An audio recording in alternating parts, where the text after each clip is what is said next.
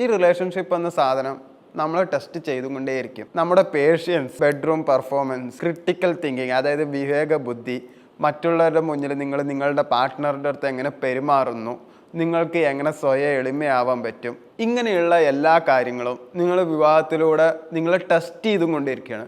പക്ഷെ നിങ്ങൾ ടെസ്റ്റ് ചെയ്യപ്പെടുകയാണെന്ന് നിങ്ങൾ പേഴ്സണലി അറിയുന്നില്ല. ഈ ടെസ്റ്റിലെല്ലാം പാസ്സായാൽ നിങ്ങൾക്ക് ആ വിവാഹ ജീവിതം പെർഫെക്റ്റ് ആയിരിക്കും. മെയിനായിട്ട് നിങ്ങൾ സെൽഫിഷ് ആണെങ്കിൽ നിങ്ങളുടെ വിവാഹ ജീവിതം ഒരു ഫ്ലോപ്പ് തന്നെ ആയിരിക്കും.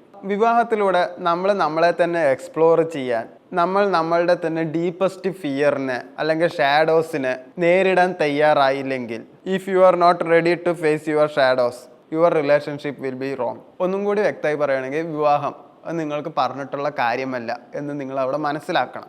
പക്ഷേ ഇത് നിങ്ങൾ മനസ്സിലാക്കുകയാണെങ്കിൽ, ഇത് നിങ്ങൾ ടെസ്റ്റിൽ പാസ്സാവാൻ പറ്റുമെന്ന് നിങ്ങൾക്ക് കോൺഫിഡൻ്റ് ആണെങ്കിൽ, നിങ്ങൾക്കത് ഏത് രീതിയിലും തരണം ചെയ്യാൻ അറിയുന്ന ഒരാളാണെങ്കിൽ നിങ്ങൾ ആ ടെസ്റ്റിൽ പാസ്സാവും. വിവാഹം എന്ന് പറയുന്നത് സന്തോഷമുള്ള പ്രോസസ്സ് ആവണം എന്ന് നിർബന്ധമൊന്നുമില്ല. അതിനുവേണ്ടി വാശിയും പിടിക്കരുത്. പക്ഷെ നമുക്ക് സന്തോഷമുള്ള ചെയ്യാനും അതിനു വേണ്ടിയിട്ട് നല്ലൊരു വേർഷൻ ആവാനും അതിൻ്റെ ഒത്ത പാർട്ട്ണറാണ് നിങ്ങൾ ചൂസ് ചെയ്യുന്നതെങ്കിൽ നിങ്ങളുടെ വിവാഹ ജീവിതം നന്നായിരിക്കും. വിവാഹത്തെ പറ്റി പറയാൻ, ഞാൻ ആക്ച്വലി കല്യാണം കഴിച്ചിട്ടില്ല. പക്ഷേ കല്യാണം കഴിക്കുമ്പോൾ അതിനു മുമ്പ് എന്തൊക്കെ വേണം എന്നുള്ളത് എനിക്ക് നന്നായിട്ടറിയാം.